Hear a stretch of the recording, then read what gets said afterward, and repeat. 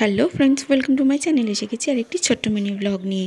দেখো, আমরা দু ভাই বোনে সকালবেলা বসে পড়েছি খাবার নিয়ে, মানে টিফিন করতে। আর এটা ছিল হচ্ছে ভাইফোঁটার পরের দিনের ব্লগ। তো সকাল সকাল আমরা টিফিন করে এখানে একটুখানি দুজনে গল্প করছিলাম। তারপরে আমার এখানে দিদুন পুজোর তোড়জোড় করছে। এবার কিসের পুজো দিতে যাওয়া হবে? পুজো দিতে যাওয়া হবে হচ্ছে, আমার কাকা হচ্ছে বাস ছাড়ছে দক্ষিণ ভারত। সেখানেই যাওয়ার আগে মা শীতলা, তারপর ভোলেনাথ, এদেরকে পুজো দেওয়ার উদ্দেশ্যে এই ডালা সাজানো হচ্ছে। এখানে কাকার সমস্ত কিছু ফল দেখতেই পাচ্ছ এখানে সাজিয়ে রেখেছে। এখানে শাড়ি, ধুতি সমস্ত কিছু দিয়ে রেখেছে। আমার কাকা প্রত্যেক বছরই কোথাও না কোথাও বাস ছাড়ে। আগের বারে কাশ্মীর ছেড়েছিল, তার আগে এরকম পুজো দেওয়া হয় আমাদের বাড়ি থেকে।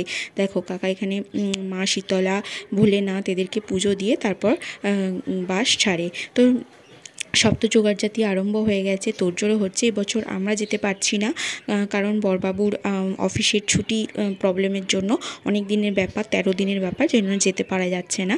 তার বদলে আমার মা, বাপি, আমার শ্বশুর শাশুড়ি, বড় মামুনি মানে আমার মাসি শাশুড়ি, এরা সমস্ত সবাই যাচ্ছে।